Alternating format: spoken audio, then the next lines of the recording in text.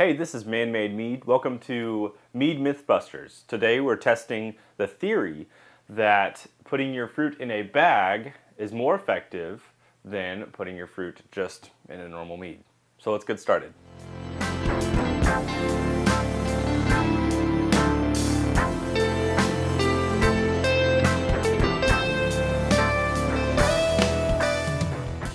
Alright, so I am using a classic recipe for my world. I make a lot of apple meads because they're just naturally pretty good, and so they're easy to make. So what I'm testing today is this theory.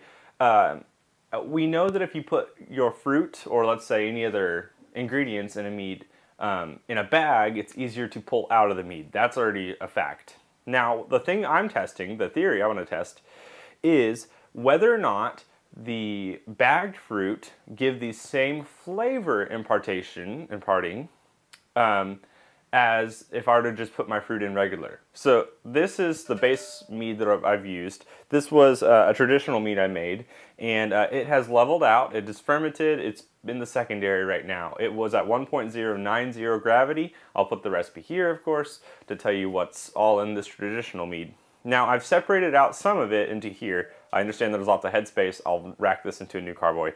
But I have the same amount of mead, of this mead, in these two buckets. What I'm going to be doing is putting these apples, both of these bags are 2.5 pounds of apples, and I will be putting one of them into a bag and then tying it off, putting it into the mead. The other one I'm just going to pour in and let them be on top, without, of course, being bagged. What I really want to see is what happens with the flavor. Is there more flavor imparting that happens because the fruit are loose, or are they the exact same? So I think this is really interesting, and hopefully intrigues you some. So I'm not going to tell you, you've probably made a mead before if you're watching this. If not, I have videos online on how to make a mead. So there's those. But what we're going to do, we're going to use, these are both 2.4 pounds of apples, by the way. So these are Fuji apples. And so I'm just going to simply dump these in here. The apples I ended up cutting, of course, and then freezing. So these have been frozen, and then I sanitized them before I put them in because I wanted to make sure that there's no bad bacteria in there. I will also note that this mead is not stabilized or anything, so there's a great chance that the yeast are going to kick up again and ferment on the sugars from the apples. So that might affect the flavor a little bit, but this is a fair test. So now I'm going to take and bag this other one. Okay, so I'm going to do this in, these little muslin bags are great for this purpose. Set this there. Hopefully it doesn't fall in. We're going to find out. This might not work at all. Yeah, it's fallen already. All right, there we go. That worked. Now, get them to the bottom. Tie this thing off so no apples can fall out. These bags are also really cheap, which is nice. Okay, so this is part one of the test, and you're going to see the end result within this. I'm going to leave these in here for 14 days. And at least 14 days. I'm going to taste test and see if it's enough apple flavor. But after I'm done, we're going to test the flavor profile. So this is super simple. The beginning of this is a quick process. My next step, I'm going to put my lids on and my airlocks on, label them, and then with both of these, I'll come through every probably day or so and just kind of push them down. So, and I'll do that with this one as well, just to make sure that the fruit stay moist. And the good news is there's alcohol content already in the mead, so it's kind of protecting from any bad bacteria taking over. But I guarantee you we're going to see some re-fermentation occur.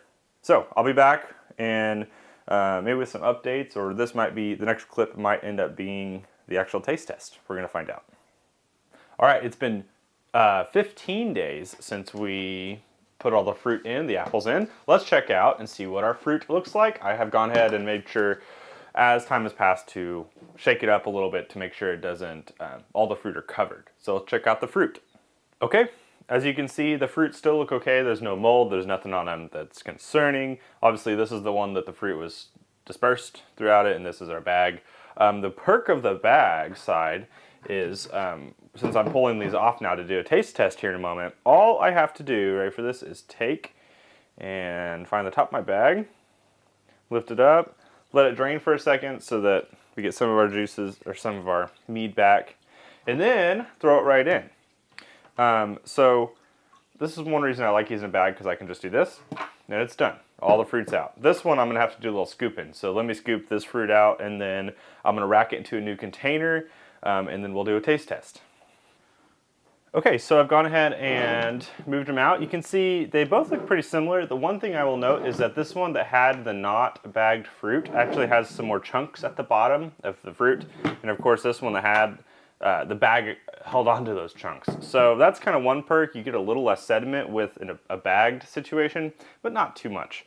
I have moved them into these carboys, and I have my tasters. So let's take a quick taste test and see if there's any real difference.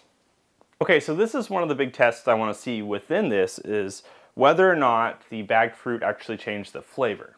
So in this hand, this is the bagged fruit version that I had. In this hand, this is the not bagged fruit. You can see that as far as looking at them, they are very similar color. They're very similar clarity as well. So I'm, I don't think that clarity was a factor in this, but that'll be part of my test with this. So let's get a taste test of both of them and see. Let's start with the not bagged fruit version. Smelling them, I'm gonna smell them first. Ooh, that's interesting. This one actually, the not bagged fruit has more of a fruity smell to it, aroma. You get more of the apple. They're both going to be yeasty smelling and tasting because they're still kind of fresh, to be quite honest with you. So yeah, that one has more of a fruity smell.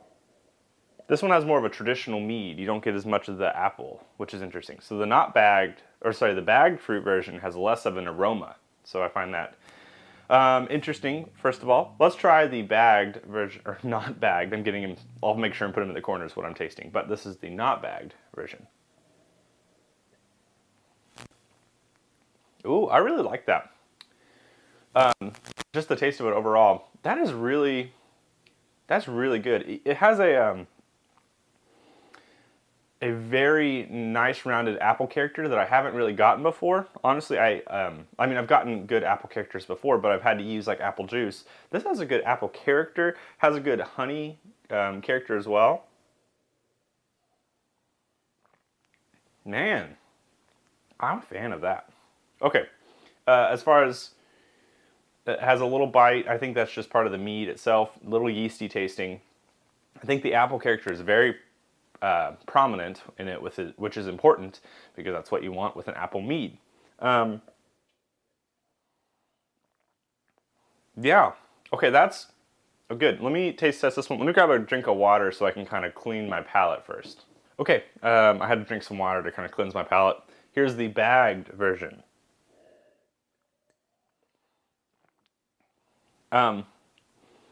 Very similar tasting. This one, surprisingly, for some reason is actually a little smoother. I don't necessarily know why that is. You still get a good apple character. The honey character is less prominent now. It's more prominent on the nose.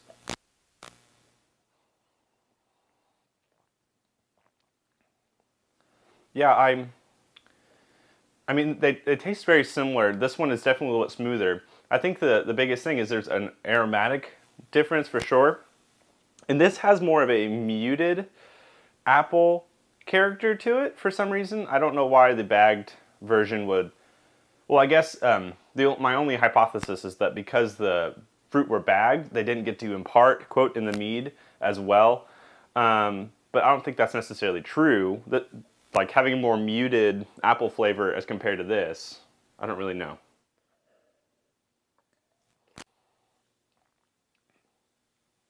I mean, it definitely still has.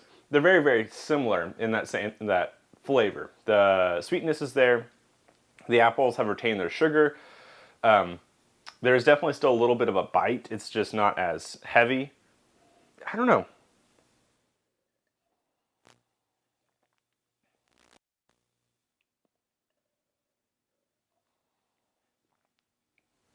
Okay. Yeah, going back and forth between them. I definitely feel like this is a brighter apple flavor. I think the apples were able to impart a little more into the mead, and so for whatever reason, there is a difference in flavors. So this is a brighter apple flavor. This is a more muted apple flavor. It's still there. If I were to give, like, if this is, 80% apple flavor that I want, this thing is like 65. It's just got some more muted notes. But one of the good things about the muted notes is that it's a little smoother to drink currently. This one has a little more heat on it, a little more bite to it. So there's definitely a difference in bagging, and this was really interesting to me. I did not think there would be a difference, to be quite honest. I thought that they would be the same thing. They'd taste the same, but they didn't. So yeah, I don't know. I'm really interested to see what happens with these over time. And I will continue this test with some other factors. This is kind of part one of this bagged fruit test. But as far as tasting difference, there is a difference in that you get you get different flavors within each version. If I were to pick my favorite, I think over time, the one that would taste better or will taste better is going to be the not bagged version. And that is because it has more of an apple character, more in-your-face apple character, and that will round out over time, and it will be less heat, but it will still retain the apple flavor. I'd wonder if the muted apple flavor from the bagged version is going to go away over time. So this is a really interesting test. If you want to try it yourself, go ahead and try it with whatever fruit. I want to say a couple things. This is pretty exclusive right now to at least apples. I don't know if there's a difference between if I used pears or peaches or a kiwi or anything like that. There could be some varietal things that happen. So please don't go, well, that's silly because it's just apples. I know, it's just apples. And I might try this with some other things in the future. But this was really interesting. I hope you've enjoyed it. What I'm going to do in the next episode of this is I will come back and tell you some notes about clarity. And really another side of this test is seeing whether or not the bagged fruit provided more clarity over time, like it kept the fruit from, mixing in so much that you lose clarity.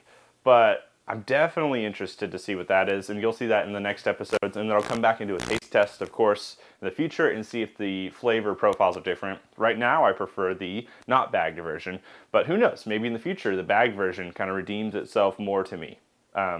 If you found this interesting, make sure to hit like and subscribe because I do lots of videos like this, lots of different content. This video took a couple weeks to do, and that's why I'm not always able to put out really long videos like this because they do take sometimes weeks to months to finish. But I enjoy this one. I am definitely going to be drinking the rest of these. I'm going to put my corks and everything back on the top of this, and I'll put these up here to join my ranks, and we'll see what happens with them. So thank you guys for watching. Check out my links below to support the channel. Hit like and subscribe. I'll be back with some more content. If you have questions or comments, leave them below, and I'd love to hear what you have to say about this. So see you guys next time, and cheers.